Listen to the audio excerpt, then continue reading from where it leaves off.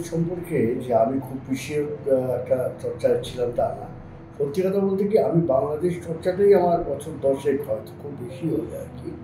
তো তার মধ্যে আমাদের যা হয় আর কি, পশ্চিমবাংলায় যারা আমরা থাকি বা কলকাতাতে থাকি, তাদের কাছে কতগুলো ন্যারেটিভ সামনে ছিলই আর কি। তো প্রায় জন্মসূত্রে এই ন্যারেটিভসের সঙ্গে আমরা পরিচিতিও ছিলাম। সেটা হচ্ছে যে বায়ান্নর ভাষা আন্দোলন, তার পরবর্তী 54 যুক্তফ্রন্ট গড়ে ওঠা, তারপরে হচ্ছে আমাদের 71-এর মুক্তিযুদ্ধ, তার ঠিক আগে 7ই মার্চ বঙ্গবন্ধু শেখ মুজিবুর রহমানের আসন, এবং সেটাই টার্নিং পয়েন্ট হচ্ছে মুক্তিযুদ্ধ, পাকিস্তানের বিরুদ্ধে ঝাঁপিয়ে পড়া ইত্যাদি ইত্যাদি, ও তারপরে ভারতের সহায়তায় মুক্ত হওয়া।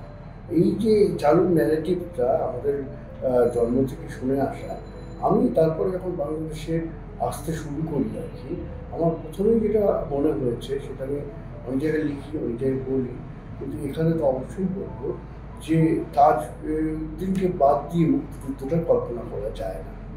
এটা এক। দ্বিতীয় হচ্ছে যে মুক্তিযুদ্ধ কোনো একক ব্যক্তির হাতছানিতে হয়েছিল, তিনি হাত তুললেন, দেশ পূর্ববাংলা বাংলাদেশ হয়ে গেল, স্বাধীন হয়ে গেল, মোটেই না। এটা ছিল একেবারেই বলা যেতে পারে পিপুলস ওয়ার, জনযুদ্ধ। এখানে নানানভাবে মানুষ কিন্তু ইনভলভ হয়েছে। আমি যদি শুধু একজনের মানে বন্দনা করি, তাহলে অন্যান্য নেতৃত্বকে তো বাদই দেওয়া যায়। সাধারণ মানুষের যে অসংখ্য অজস্র ত্যাগটাতে, সেটাকে আমরা যেন গৌণ করি, এবং সেইটা আমি যখন চর্চা করতে শুরু করি, তখন আমার কাছে প্রস্তাব আসে একটি খুবই তরুণ আকর প্রকাশনী, ওরা বলে যে আপনাকে তাজউদ্দিন আহমেদকে নিয়ে একটু লিখতে হবে আর কি। তো এইটা তার আগে একবার তাজউদ্দিন আহমেদের সম্পর্কে খানিকটা চর্চা হয়েছে, পড়িনি তা না। ওনার যে 2 মেয়ের যে লেখা, সেগুলো আমি পড়েছি। তখন আমার একটা সময় মনে হলো কি, যে ওই যখন বইটা আমি করতে বা লিখতে বসি, যে ইনি তো মানে বলা যেতে পারে সত্যি কথা কিং মেকার, কিন্তু নেপথ্যে থেকে গেছেন। কিন্তু মুক্তিযুদ্ধের মহানায়ক যদি বলতে হয়, তাহলে তো তাজউদ্দিনকেই ধরতে হবে। তার কারণ হচ্ছে যে উনি ওই যে মানে দীর্ঘ সময়ের যে 16 মাসের যে লড়াই আর কি, সেই লড়াইটা যে মানে সাংগঠনিক ক্ষমতা বলবো, সাহস বলবো, ঠান্ডা মাথায়, সে অর্থে নিজের অনেক প্রচারের বৃত্তের বাইরে গিয়ে উনি যেটা কাজ করে গেছেন। আমি আমার লেখাতেও লিখেছি, আমার তো কখনো কখনো ওনাকে ফিদেল কাস্ট্রোর সঙ্গে আমাকে তুলনা করা উচিত বলে আমি এখনও মনে করি। আজকেও আমি মনে করি যে এই লোকটিকে বাংলাদেশে কেন সেভাবে গুরুত্ব দেওয়া হয় না, কেন তাকে মানে সামনের সারিতে আনা হয় না। আমার মনে হয় যে এখনও যে যদি তাজউদ্দিন আহমেদকে সামনে আনা হতো, তাহলে এই যে এত বড় বিপর্যয় কিছুদিন আগে ঘটে গেল, শেখ হাসিনাকে দেশ ছেড়ে পালাতে হলো, এই এত বিপর্যয়ের মতো হতো না। এবং লক্ষণীয় যে আপনারা খেয়াল করবেন যে খুবই দুঃখজনক, সেটা হচ্ছে অনেক সময় শেখ মুজিবের মূর্তি ভাঙা বা অন্যান্যদের মূর্তি ভাঙা হয়েছে, তাজউদ্দিন আহমেদের পরে কিন্তু একজনও কিন্তু এখনো পর্যন্ত কোনো আঙুল তোলেননি আর কি। ফলে দেখুন, তাজউদ্দিন আহমেদ এমন একটি চরিত্র, যে চরিত্র আমি বলব যে তো ধরো ভুট্টো এবং রাও ফরমান আলী, তখন পাকিস্তানে আপনারা জানেন যে মুখ্য যারা হত্যাকাণ্ডে বা অন্যান্য ব্লুপ্রিন্ট তৈরি করেছিল ক্র্যাকডাউনের, বা বাঙালি বা অন্যান্য মানুষকে হত্যা করার, সেখানে সবাই বলেছিলেন যে আমাদের সবচেয়ে দুশ্চিন্তা হয় ওই যে একটা খর্বাকৃতি যে লোক ফাইল বলে মুজিবুর রহমানের পেছনে দাঁড়িয়ে থাকে, ওই লোকটিকে হচ্ছে যদি আমাদের কাছে সবচেয়ে দুশ্চিন্তা ও সবচেয়ে আতঙ্কের বিষয়। আপনারা সব সময় দেখবেন শেখ মুজিব যত ইতিবাচক দিক দেখবেন, তার পেছনে কিন্তু তাজউদ্দিন আহমেদ ছিলেন। এবার তাজউদ্দিন আহমেদ শেখ মুজিবের 25 তারিখের আগে অনেক গোয়েন্দা খবর পাচ্ছেন, তো বারবার তাকে বলছেন যে যুদ্ধ কিন্তু আসন্ন, পাকিস্তান কিন্তু আমাদের প্রত্যাখ্যাত করার জন্য তৈরি হয়ে গেছে। এবং আমি যতটুকু জানি, আমি যদি খুব ভুল না বলে থাকি, সেটা হচ্ছে যে পুরনো ঢাকায় শেখ মুজিবের জন্য একটা আন্ডারগ্রাউন্ডে থাকার ব্যবস্থাও করা হয়েছিল। এবং 25 তারিখে রাত্রিরে যখন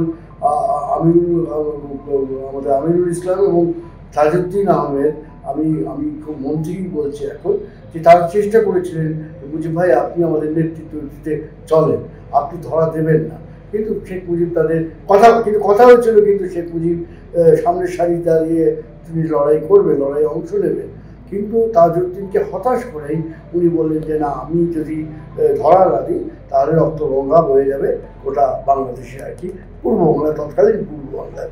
কিন্তু সমস্যাটা হলো যে আপনারা সেটা সবাই জানেন যে রক্তগঙ্গা কিন্তু কিছু কমেনি, বরঞ্চ প্রচুর হয়েছিল। শেখ সাহেব ধরা পড়ার পরেও কোথাও কম তো দূরের কথা, শেখ মুজিবুর রহমান নিজেই বলেছেন যে 30 লক্ষ লোক প্রাণ দিয়েছিলেন। সেই সেই মুহূর্তে বোধহয় তাজউদ্দিন আহমেদ একটু দ্বিধায় ছিলেন। কিন্তু আমার বইতে দেখবে, আমি যেহেতু মূলত সিনেমার লোক, তথ্যচিত্র নির্মাতা, মানে আমার একটা জায়গায় এখনও খুব গুরুত্বপূর্ণ মনে হয় যে উনি কিন্তু আমিরুল ইসলামটাকে উদ্দীপ্ত করলেন, উৎসাহ দিলেন, এবং উনিও নিজে উদ্দীপ্ত হলেন এবং বাড়ি থেকে একটা ঝোলা এবং একটা রাইফেল নিয়ে উনি বেরিয়ে এলেন। এই যে এটা আমার কাছে আমি যদি কোনো ফিল্ম করি, আমি তাজউদ্দিন আহমেদের এই জায়গাটাকে দেখবো যে ওইখানেই কিন্তু ওই তথাকথিত যে ধর্না টর্না ইত্যাদি ইত্যাদি বাদ দিয়ে যে সশস্ত্র বিপ্লবের দাবি দেওয়ার ক্ষেত্রে তাজউদ্দিন আহমেদ কিন্তু প্রতিকৃত হয়ে গেলেন যখন উনি সশস্ত্র অবস্থায় বেরিয়ে এলেন।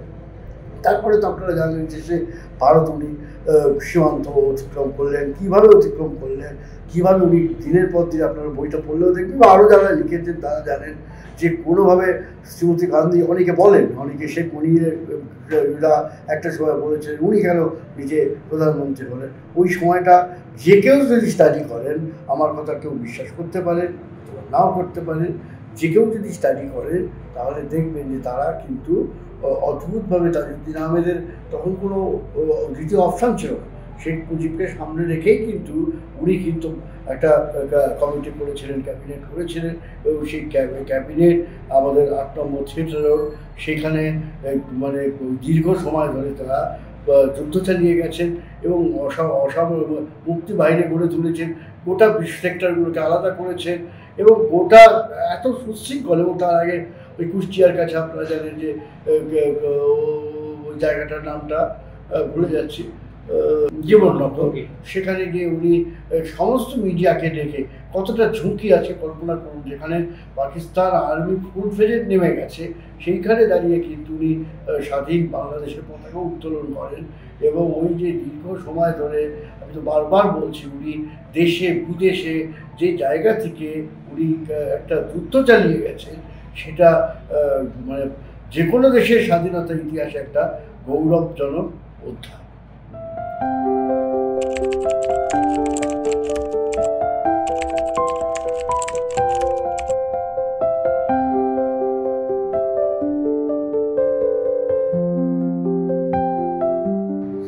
এই মুহূর্তে তো অবশ্যই মৌলানা ভাসানীকে দরকার, তাজউদ্দিন আহমেদকে দরকার। কেউ কেউ জানেন যে আমি মূলত কিন্তু মৌলানা ভাসানী গবেষক হিসেবেই আমার যেটুকু বাংলাদেশের সঙ্গে প্রথম পরিচয় বলা যেতে পারে। তার পরবর্তীকালে আমি তাজউদ্দিন আহমেদকে পেয়েছি বা দেখেছি মানে তার ভাবমূর্তি সম্পর্কে আমি খানিকটা চর্চা করেছি, বই লিখেছি। এবং এইটা আজকের দিনে কেন দরকার, আজকের দিনে ভীষণভাবে প্রাসঙ্গিক। এই যে আমরা এখন কী হয়েছে, অনেকের কাছে ভুল 71-এর যুদ্ধ নিয়ে অনেক সময় একটা ভুল ব্যাখ্যা যাচ্ছে। এটা করা হয়েছে, এটাও কিন্তু এক ধরনের আগের যে রেজিম ছিল তারা কিন্তু এমনভাবে চর্চা করেছেন যে আমাদের পরিবারই সব করেছে, এতে মানুষ বিরক্ত হয়ে গেছে। এটা যে একটা পিপুলস ওয়ার, এটা মানুষকে ভুলিয়ে দেওয়া হয়েছে। ফলে আজকের দিনে ঠিক এই মুহূর্তে যদি বলা হয়, আমি বলবো যে অসাম্প্রদায়িক চেতনার জায়গা, যে উদার একটা জায়গা, যে মানুষের বন্ধুত্বের জায়গায় এই সেতুটা গড়ার ক্ষেত্রে তাজউদ্দিন আহমেদের ভাবমূর্তিটা সামনে আসা উচিত এবং আরও বেশি উজ্জ্বল হবে বলে আমি মনে করি।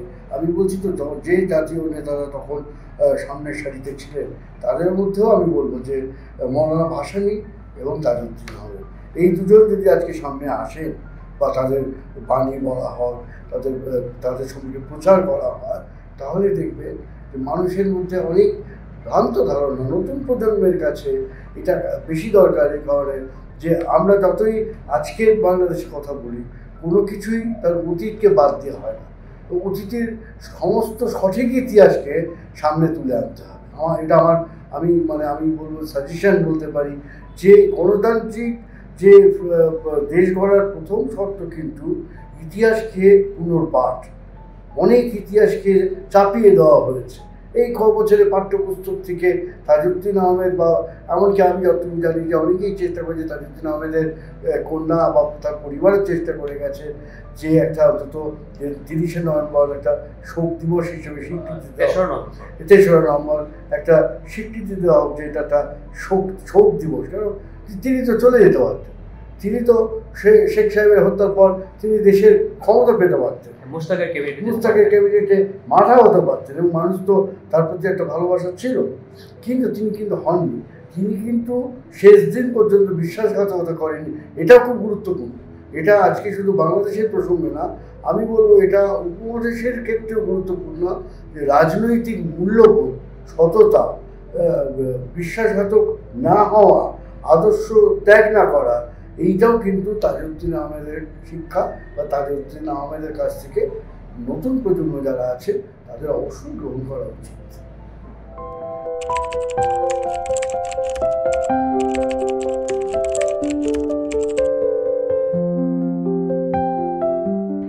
সমালোচনা আমি বলবো না, তবে আমার অবজারভেশন কিছু কিছু আছে যে উনি যত বেশি বিনয়ী ছিলেন, ওইটা বিনয় মানে এমনি খুব দৃঢ় চরিত্রের লোক ছিলেন, কিন্তু উনি যেহেতু ওই মানে সামনের সারিতে বা তার আলোক পত্রিকার সামনে আসতে খুব একটা স্বচ্ছন্দ ছিলেন না, সেইটাই বোধহয় ওনার খানিকটা কালও হয়েছে। মানে আজকের যুগটা তো তখনকার থেকে ধরলে তো ঢাক পেটা হওয়ার যুগ, তো তাজউদ্দিন আহমেদ তার বাইরে ছিলেন, ফলে এটা একদিকে সমালোচনা। আর একটা সমালোচনা আমি বলবো যে দেশে যখন অনেক বামপন্থীরা গেরিলা যুদ্ধ করছে মৌলানা ভাসানীকে সামনে রেখে, মৌলানা ভাসানীর সঙ্গে কিন্তু তাজউদ্দিন আহমেদের ভালো সম্পর্ক ছিল, উনি বিশ্বাস করতেন। এবং তাজউদ্দিন আহমেদের তো অনেক বন্ধুবান্ধব, মোহাম্মদ তোহা খুবই ঘনিষ্ঠ বন্ধু, কলিয়াহাত, এদের সঙ্গে কিন্তু ওনার দারুণ একটা সম্পর্ক ছিল, বরাবরই ছিল। তা সত্ত্বেও যখন বামপন্থীরা ওনার কাছে চেয়েছিল যে অস্ত্র এবং খানিকটা সহায়তা, এবং সেইটা উনি কিন্তু আওয়ামী লীগের বাইরে দিতে চাননি। উনি যদি দিতে চাইতেন, আমার এখনও বক্তব্য, তাহলে কিন্তু বাংলাদেশের যে সমাজতন্ত্রের স্লোগান ছিল 69 যখন ছাত্র আন্দোলন হয়, আসাদ যখন মৌলানা ভাসানীর খুব প্রিয় ছাত্র আসাদ যখন শহীদ হন আর কি, তখন কিন্তু বাংলাদেশে দাবি উঠেছিল কিন্তু যে আসাদের মন্ত্র জনগণতন্ত্র। তাহলে কিন্তু বাংলাদেশ কিন্তু একটা ব্যক্তি নির্ভর দেশ হতো না, একটা গণতান্ত্রিক কাঠামো হওয়ার সুযোগ ছিল। আমার মনে হয় এই যে ওনার যদি উনি তখন যদি মানে পরস্পরের হাত ধরতেন বামপন্থী শক্তিদের সাথে, যদি তাজউদ্দিন আহমেদ আরেকটু উদার হতে, আমার মনে হয় তখন বাংলাদেশের চেহারাটা আরেকটু অন্যরকম হতো। এই আমেরিকানপন্থী খোন্দকার বা অন্যান্যরা তখন আসতো না আর কি। এমনকি সত্যি কথা বলতে শেখ মুজিবও তো প্রাথমিকভাবে মার্কিনপন্থী ছিলেন, এটা তো কেউ অস্বীকার করতে পারবে না।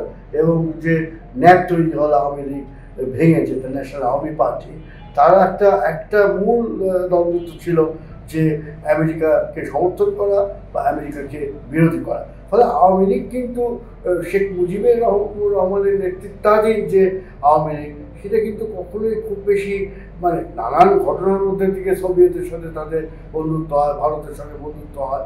তো একটা সময় তো আওয়ামী লীগ তো ন্যাশনাল আওয়ামী পার্টিকে ঠাট্টা করতেন, মৌলানাকে ঠাট্টা করে বলতেন নেহেরু এডেড পার্টি। ফলে এইখানে কিন্তু তাজউদ্দিন কিন্তু বরাবরই বাম করান।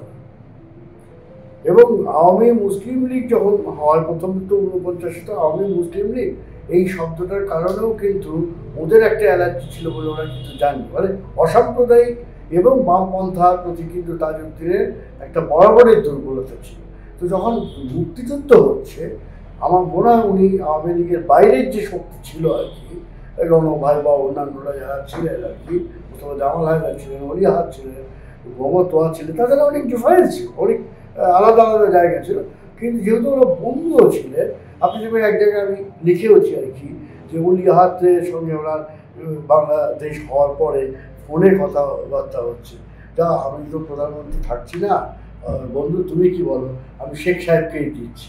শেখ সাহেবের অলিয়াহাতের লেখাতে আছে, তা আমার লেখা নয়। অলিয়াহাত বলছে খুব ভালো সিদ্ধান্ত নিয়েছো, তুমি তো ওনাকে চেনো, প্রধানমন্ত্রীর কুর্সি ছাড়া উনি কিন্তু খুব একটা স্বস্তিতে থাকবেন না। এই ধরনের এত ব্যক্তিগত কথাবার্তা যার সাথে হচ্ছে, মানে সেই বামদের উনি যদি একটু বর্ষা দিতেন, অস্ত্র দেওয়ার চেষ্টা করতেন, তাহলে ছবিটা ভালো হতো।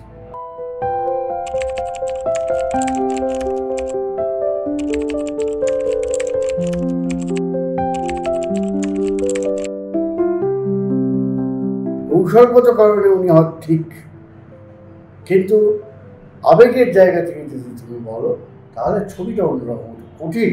কারণ তখন যেহেতু শ্রীমতী গান্ধী মানে ভীষণভাবে নকশাল আন্দোলন দমন করার ক্ষেত্রে একটা ভূমিকা নিচ্ছে, ফলে এটা কিন্তু আমার যেটা স্টাডি করতে করতে ইদানিং খুব মনে হয় জানো, আমি হয়তো যদি কখনো লিখি আমার মনে হয় শ্রীমতী গান্ধীর কংগ্রেসের মধ্যেও না চরম দক্ষিণপন্থী একটা অংশ তারা কিন্তু প্যাট্রোনাইজ করে গেছে সমানভাবে আমাদের এই যে বলো শেখ মুনি বা অন্যান্য গোষ্ঠীকে। তুমি যদি ভালো করে দেখো যে সিরাজুল আলম খানকে পরবর্তীকালেও খুব গুরুত্বপূর্ণ নেতা ছিলেন জাসদের প্রতিষ্ঠাতা, তিনিও কিন্তু শেখ মুজিব যখন চলে গেলেন বা খুন হলেন সেদিন কিন্তু অদ্ভুতভাবে শোনা যায় আমাদের কলকাতার চিত্তরঞ্জন সুতারের বাসায় উনি ছিলেন। তো এইগুলো দেখে আমার মনে হয় চিত্তরঞ্জন সুতারকে শেখ সাহেবও খুবই বিশ্বাস করতেন এবং তার সঙ্গে ছাত্রদের বলেছিলেন যে তোমরা ওখানে যাও। তার যে 4 জন ছাত্র নেতা আর কি, তো তাদের কিন্তু উনি সেটাই বলে গেছিলেন। কিন্তু ডক্টর কালিদাস বৈদ্য বা চিত্তরঞ্জন সুতারের সাথে কিন্তু দক্ষিণপন্থার একটা যোগ ছিল, সেটা খুব পরিষ্কার। এবং যে কারণে পরবর্তীকালে কিন্তু জগজিৎ সিং আর অরোরাও কিন্তু যখন শেখ সাহেব রক্ষী বাহিনী করছেন, মুজিব বাহিনী করছেন, কিন্তু প্রশ্ন তুলেছিলেন এবং সাজেশন দিয়েছিলেন যে এটা না করলেই ভালো। ফলে আমার মনে হয় কোথাও একটা শ্যাডোভাবেও যদি বামপন্থী, সে আমি তো বলছি ইন্দিরা গান্ধীর দলের মধ্যেও কিন্তু অবশ্যই দক্ষিণপন্থী অনুপ্রবেশ তখন ঘটে গেছে। যখন উনি খুন হন সেই খুনটাও মানে এখন যদি তোমার পেছোতে পেছোতে যেতে হয়, যদি কেউ সত্যিকারের ভালো করে গবেষণা করতে শুরু করে, তখন আমার মনে হয় যে এই দক্ষিণপন্থা কিন্তু একটা আন্তর্জাতিক চক্রের সঙ্গে যুক্ত হয়ে অনেকের বাংলাদেশের মুক্তিযুদ্ধ কিন্তু একটা মানে অন্যদিকে যাতে যায়, কলকাতার মুস্তাক তো ছিলই, তোমরা সবাই এটা জানো, সেই চেষ্টাটা কিন্তু তারা করেছে। শুরু করবো। হ্যাঁ, আমাদের আপনার আলোচনার মাধ্যমে চলে আসলো যে চিত্তরঞ্জন সুতার। তো চিত্তরঞ্জন সুতার এবং মুজিব বাহিনী, শেখ মুনি, এই প্রসঙ্গটা আমাদের মুক্তিযুদ্ধের সাথে কিভাবে সংশ্লিষ্ট কিংবা তাদের পরিকল্পনাটা আমাদের মুক্তিযুদ্ধের সাথে যায় কিনা, এই বিষয়ে আপনার অভিমতটা ব্যক্ত করবেন। না, আমি তো প্রথমেই বললাম যে চিত্তরঞ্জন সুতার আমার কাছে খুব সাসপিশাস মানুষ, বরিশালের লোক ছিলেন। উনি পরবর্তীকালে যখন উনি একটা সময় যখন যোগেন মণ্ডল যখন তোমরা জানো হয়তো, যোগেন মণ্ডলের একটা গুরুত্বপূর্ণ ভূমিকা ছিল এই যে নিম্নবর্গের মানুষের সাথে মুসলিমদের একটা ঐক্য করে তোলার পক্ষে উনি ছিলেন, এবং সেটা আমি সমর্থনই করি, এখনও করি। তাহলে এখন নতুন করে যোগেন মণ্ডলের চর্চা হওয়াটা প্রয়োজন আছে, কেননা ব্রাহ্মণিকাল যে একটা স্ট্রাকচার আমাদের হিন্দু ধর্মের মধ্যে, সেখানে কিন্তু নিম্নবর্গের যারা হিন্দু তারা কিন্তু সত্যি খুব ডিপ্রাইভ ছিল, ছায়া মানানো হতো না, মুসলমানদেরও মানানো হতো না, সে তো শেখ সাহেব বলেছেন, তার অসমাপ্ত আত্মজীবনীতেও সেটা লেখা আছে। এবং নিম্নবর্গের হিন্দুদের ক্ষেত্রেও কিন্তু একইভাবে হতো। কিন্তু যখন দেখা গেল ঘটনাচক্রে উনি পাকিস্তান প্রস্তাব সমর্থন করলেন, পরবর্তীকালে 47-এর পর পাকিস্তানে মন্ত্রী হলেন যোগেন মণ্ডল, কিন্তু দেখা গেল যে 50-এর পর কিন্তু উনি প্রায় মানে পদত্যাগ করলেন বা করতে বাধ্য হলেন। সাম্প্রদায়িক দাঙ্গা হতে শুরু হয়েছে, এবং এই জায়গায় দাঁড়িয়ে যখন যোগেন মণ্ডলের দল ভেঙে গেল, তখন থেকে কিন্তু এই চিত্তরঞ্জন সুতাররা চেষ্টা করেছিলেন যে খুলনা, ফরিদপুর, যশোরের কিছু অংশ, বরিশালের কিছু মূলত দক্ষিণবঙ্গ নিয়ে একটা হিন্দু রাষ্ট্র করা যায় কিনা। এই যে হিন্দু রাষ্ট্র করা যায়, আজকের ভারতের যে হিন্দুত্ববাদের কথা আমরা শুনছি এবং নানা রকমভাবে ঘুষপেটিয়া বলা হচ্ছে বাংলাদেশের নাগরিকদের, তো এর কোথাও একটা যোগসূত্র আমি এখনও নিশ্চিত না, কিন্তু আমার মনে হয় যে ভ্রূণ আকারের কিন্তু তার অন্যতম মস্তিষ্ক ছিল এই যে যোগেন্দ্র পরবর্তী যে লোকগুলো খানিকটা নিম্নবর্গের জায়গা থেকে ভেবেছিল, তার মধ্যে কিন্তু আমি নিশ্চিত যে চিত্তরঞ্জন সুতার এবং এই ডক্টর কালিদাস সামন্ত এরা কিন্তু ছিলেন। ও এদের সাথে শেখ সাহেবের কোন যোগটা দেখে আমার কখনো ইদানিং মনে হয় যে উনি বোধহয় কোথাও একটা তলে কোথাও একটা দক্ষিণপন্থার সাথে বোধহয় হাত মিলাবার একটা জায়গা ছিল। তাজউদ্দিন আহমেদ যদি না থাকতেন তখনও কিন্তু এটা আরও বিপজ্জনক হয়ে উঠতে পারত। কিন্তু আমি প্রথমেই বলেছি ও এখনও বলবো যে তাজউদ্দিন আহমেদ কিন্তু পুরোপুরি অসাম্প্রদায়িক ছিলেন, কোনো গোড়ামিতে কোনো সাম্প্রদায়িক যায় শক্তির কাছে সারেন্ডার করার লোক উনি ছিলেন না। ফলে এই যে মুক্তিযুদ্ধ চলাকালীন এই যে কনফ্লিক্টগুলো, এই কনফ্লিক্টগুলো বুঝতে হবে, নতুন করে গবেষণা করতে হবে। দেখা যাচ্ছে অনেক জিনিস আছে সাবট্রেস করে দেওয়া হয়েছে, অনেক জিনিসকে চেপে দেওয়া হয়েছে। ফলে এই যে ইতিহাসগুলোকে আবার সামনে কিন্তু আনলে হয়তো অনেক কিছু বেরিয়ে যাবে। কেন চিত্তরঞ্জন সুতারকে পরবর্তীকালে 73 সালে নমিনেশন দেওয়া হয়েছিল বরিশালের কোন একটা কনস্টিটিউয়েন্সির দিকে। কেন? তখন তো তিনি ভারতে থাকছেন, ভবানীপুরে তার বাড়ি। তা সত্ত্বেও তাকে তুলে আনা হয়েছে কোন শক্তিকে খুশি করতে। আমি সবটা জানি না, আমি কিন্তু আবারও বলছি, কিন্তু এই প্রশ্নগুলো কিন্তু ওঠা উচিত। এই যে একজনের অচলায়তন থেকে গেছে না, যেগুলোই চিরন্তন সত্যি। আমি তরুণদের ক্ষেত্রে যেটা বলবো যে কোনটা ঠিক কোনটা বেঠিক সেসব আলোচনা, কিন্তু ভালো করে আলোচনা। কাউকে বলা মানেই তাকে দাগিয়ে আসামি করে দেওয়াটা কিন্তু না। হয়তো যদি কালিদাস বৈদ্য বা চিত্তরঞ্জন সুতারের মধ্যে অনেক কিছু ইতিবাচক দিক থাকতে পারে, আলোচনায় আসুন। কিন্তু ওরা যে দক্ষিণ ভারতের রাজনীতিতে দক্ষিণপন্থী শক্তির সঙ্গে যুক্ত ছিলেন, সেটা কিন্তু যে কেউ যদি খোঁজেন তাহলে তাদের কাছে প্রমাণ হয়ে যাবে।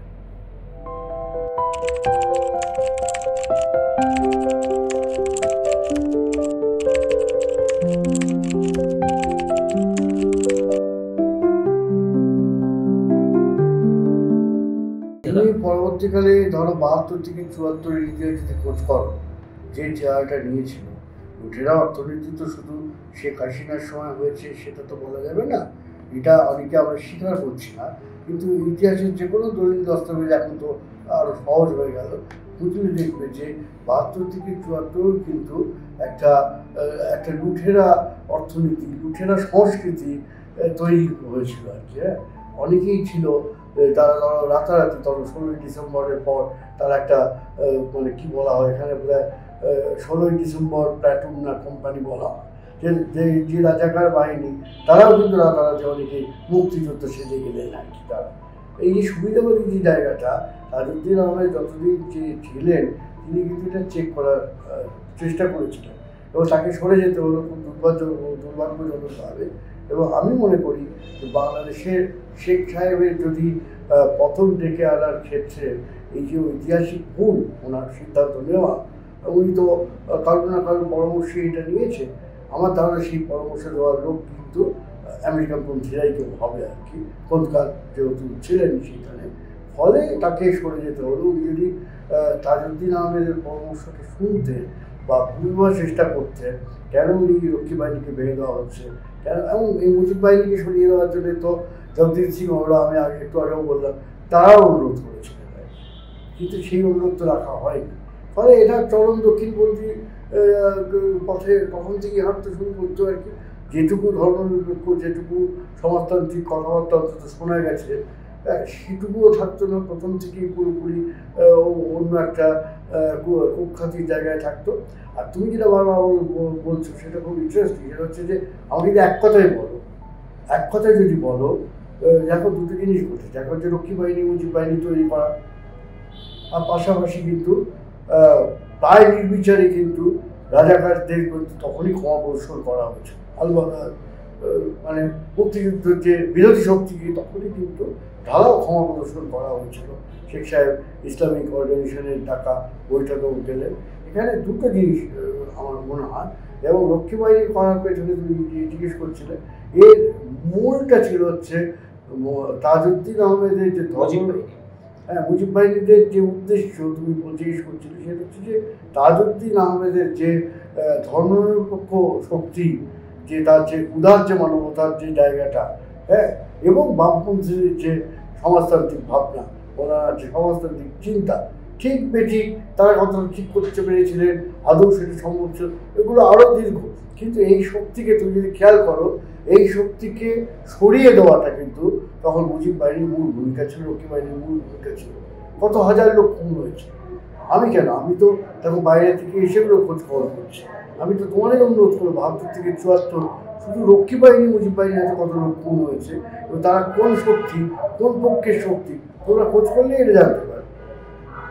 কারণটা হচ্ছে মূল কন্ট্রাডিকশনটা হচ্ছে দক্ষিণপন্থা বনাম বামপন্থা, ফিলোসফিক্যাল ভাব। আমি আবারও বলছি কোনো গোষ্ঠী তুমি বলে ওটা না, আমি ফিলোসফিক্যালি বলছি যে কোন দিকে তুমি যেতে চাইছো।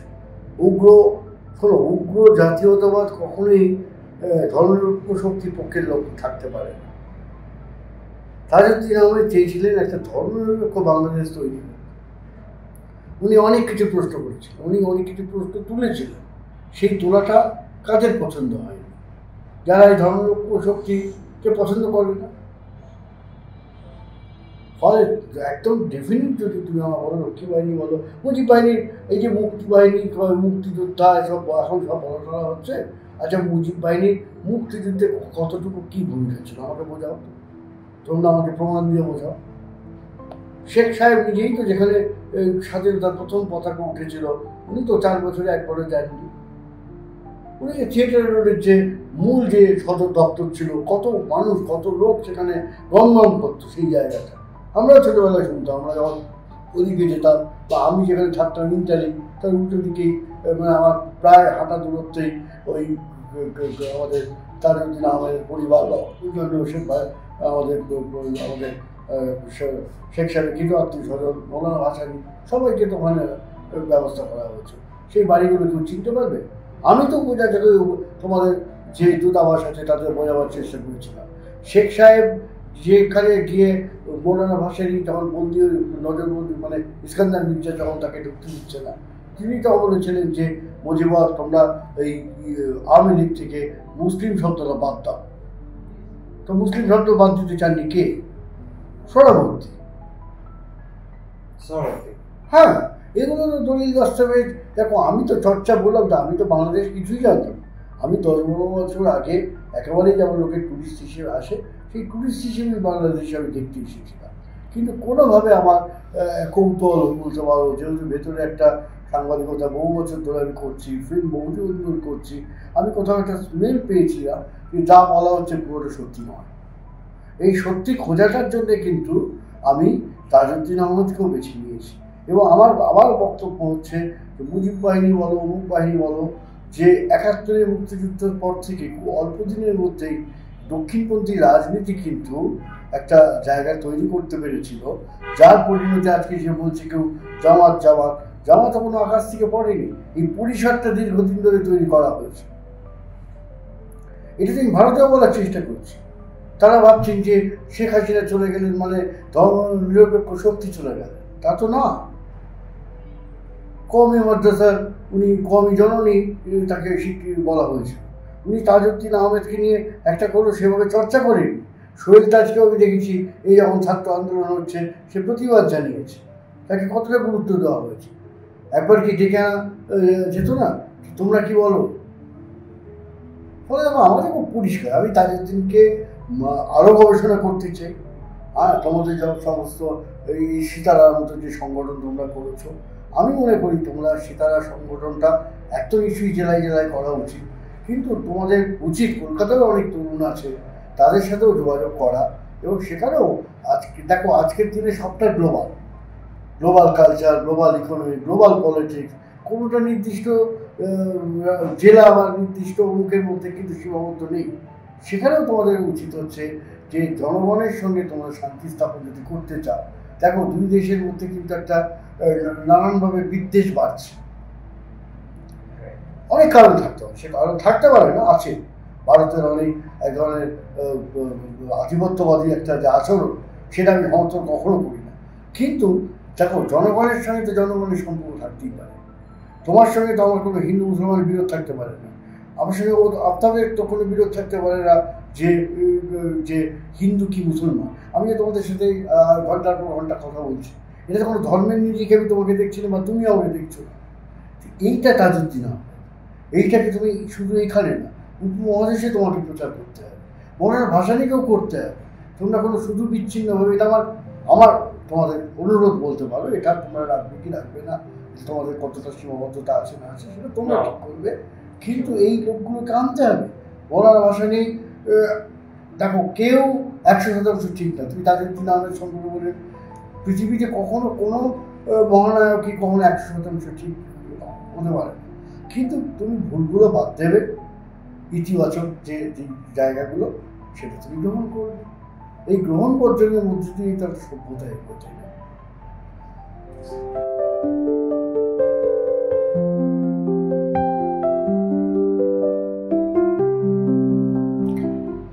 কঠিন সময়, একটা দেশ মানে একটা রেজিম পাল্টেছে, নতুনভাবে নানান কিছু হচ্ছে। আমি কদিন ধরে ঢাকায় ঘুরতে ঘুরতে আমি দেখছিলাম কত আলোচনা হচ্ছে সিনেমা নিয়ে, শিল্প সাহিত্য সংস্কৃতি রাজনীতি। এটা তো একটা এক ধরনের মুক্ত পরিবেশ, আমার এটা সত্যি ভালো লেগেছে। কিন্তু তার মধ্যেও যে অনেক তরুণ রয়েছে, তারা তরুণরা আমাকে লেখক সম্মাননা দিচ্ছে। আমি তাজউদ্দিনের উপরে একটা শ্রদ্ধা নিবেদন করেছিলাম, বই লিখেছি বলে। আমি তো ইতিহাসে চোখ দিয়ে দেখতে চাই, ফলে এটা তো আমার খুব একটা কৃতিত্ব আছে বলে আমার মনে হয় না। ছোটো বই খুব তাড়াহুড়ো করে লেখা, কোনো গবেষণায় আমি মনে করি না শেষ গবেষণা বা সম্পূর্ণ গবেষণা। কিন্তু এই যে এই তরুণদের কাছ থেকে আমি একটা স্বীকৃতি পাচ্ছি, এটা অবশ্যই আমার সারা জীবন যতদিন আমি বেঁচে থাকবো নিশ্চিত আমার মনে থাকবে।